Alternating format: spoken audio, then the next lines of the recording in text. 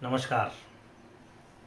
आज की कहानी विषय है या शीर्षक है ईश्वर जो करता है अच्छा करता है। सुरेश कई प्रकार की प्रतियोगी परीक्षाएं लंबे समय से दे रहा था। खूब पढ़ाई करता, प्रतियोगिता में बैठता, परीक्षा में, और किसी न किसी कारण से कुछ नंबर से वो रह जाता। लंबे समय तक परीक्षाओं की तैयारी कर रहा था। संभवतः सुरेश जो तीक्ष्ण बुद्धि जो होनी थी उससे थोड़ा कमज़ोर सामान्य किस्म का एक बुद्धि वाला व्यक्ति रहा होगा। अब बड़ी मेहनत करने के बाद भी जब उसका नंबर नहीं आता, पुनः हिम्मत करता और वापस अगली परीक्षा में देने को छूट जाता। यह क्रम करते करते उसको कई समय निकल गया और स्नातकोत्तर करने के पश्चात लगभग 2-3 साल कंपटीशन तैयारी एग्ज़ाम की तैयारी में ही उसके ख़त्म हो गए। आज वह एक लिपिक की परीक्षा निकली, उसको देने गया। परीक्षा देने के बाद उसको लगा कि इस बार तो अवश्य मेरा सिलेक्शन हो जाएगा, और वह निश्चिंत होकर बैठा था। परीक्षा का जब रिजल्ट आया, रिजल्ट में जब उसने नाम देखा तो पता चला कि कटआउट जो गया वो मुश्किल जो गया उसका जो अंक था और उस कटआउट के अंक में 2 या 3 नंबर के अंतर से वो रह गया। मन में बड़ी हताशा आई कि ये ज़िंदगी क्या करना है, ज़िंदगी को जीकर इससे तो बढ़िया मौत है। कई प्रकार के मन विचार उसके मन में आए। ये सोचता सोचता वह वहाँ से जा रहा था सड़क के किनारे, और न जाने कहाँ एक खड्डा आया जिसमें उसका पैर पड़ा और वह डिसबैलेंस हुआ और लड़खड़ा कर सड़क के पास में गिर पड़ा।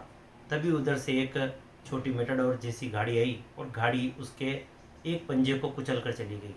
कहार कर रह गया वह, जोर से चिल्लाया। आवाज़ सुनकर के लोग इकट्ठे हुए और इकट्ठे होकर उसको हॉस्पिटल में ले गए।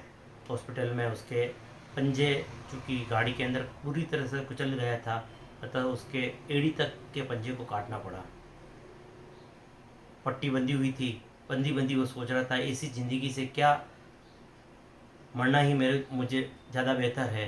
पहले तो इतनी परीक्षा दे रहा, उसमें मेरा सिलेक्शन नहीं हुआ, अब मेरे ऊपर से विकलांगता या दिव्यांगता का बोझ। यह बात वह बड़बड़ा रहा था। पास में झाड़ू निकालने वाला एक कर्मचारी निकला उस हॉस्पिटल का। चिकित्सालय के उस कर्मचारी ने उसकी बातें बड़बड़ाते हुए सुन ली। उसने कहा, क्या बेटे क्या बोल रहा है? उसने कहा कि क्या करूं बा साहब, इस ज़िंदगी से तो मौत बेहतर है। इतने सालों से मैं तैयारी कर रहा हूँ, तैयारी नहीं हुई। आज रही सही कसर भगवान ने मेरा ये पैर काट कर पूरी कर दी। उसके मुंह से निकला, भगवान जो करता है ठीक करता है। क्या क्या कह रहे हो तुम? पता चलता है भगवान ने मेरा पेट काट कर दिया और तुम कह रहे हो कि भगवान जो करता है ठीक करता है। हाँ हाँ हाँ, ऐसे कई जीवन में मैंने किस्से देखे हैं बेटे कि वो भगवान को गाली देते हैं, बाद में भगवान को धन्यवाद भी कहते हैं। तुम भी पॉजिटिव सकारात्मक रहो, ईश्वर बहुत अच्छा करेगा तुम्हारे साथ। उसके मन में कुछ उसकी बातों से संबल मिला। कुछ महीनों में पट्टी उतरी और ठीक हो गया। अब मुकेश पहले की तरह दौड़ना उसके लिए मुश्किल था। चल जाता था, व्हील चेयर या कोई बैसाखी की आवश्यकता नहीं होती थी उसको, पर चलते समय लड़खड़ाते हुए धीरे धीरे चलता था।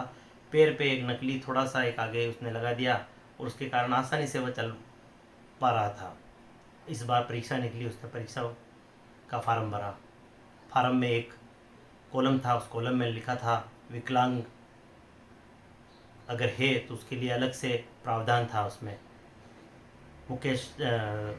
सुरेश ने अपना नाम, चूँकि वह इस बार पैर उसका कट चुका था और चिकित्सालय व सरकार के द्वारा उसको एक प्रमाण पत्र मिला हुआ था दिव्यांगता का, उसने उसमें लगाया और परीक्षा दी। परीक्षा अनमने मन से दी, क्योंकि वो वर्षों से दे रहा था, तैयारी उसकी थी, पर परीक्षा का उसने सोच रखा था, इसलिए उसने इस परीक्षा को दी। परीक्षा देने के बाद वह निश्चिंत होकर बैठ गया कि इसमें सिलेक्शन भी होना नहीं है, अब कोई नया काम धंधा करेंगे। पर कहते हैं ना, ईश्वर जो करता है ठीक करता है। इस बार कटआउट निकली, सामान्य वर्ग की कटआउट अलग निकली और विकलांग दिव्यांग कोटे की कटआउट अलग निकली, और उसमें सुरेश का सिलेक्शन हो गया। सुरेश ने अपना नाम देखते ही उसकी आंखों से आंसू आ गए, और उन बुजुर्ग जो कर्मचारी थे उनकी बात, उनका चेहरा उनके मन में तैरने लगा, और उसकी बात उसके कानों में गूंजने लगी कि ईश्वर जो करता है ठीक करता है। वहाँ से दौड़ा दौड़ा उन कर्मचारी के पास गया, उनको मिठाई खिलाई और उनको बोला कि आपकी वह सकारात्मक सोच थी जिसके कारण मैं आज मेरे जीवन से नकारात्मकता निकाला और संभवतः उसी कारण मैंने अच्छी परीक्षा दी और मैं उसमें पास हुआ। इसलिए ईश्वर जो करता है ठीक करता है। यही इस कहानी का संदेश है। नमस्कार।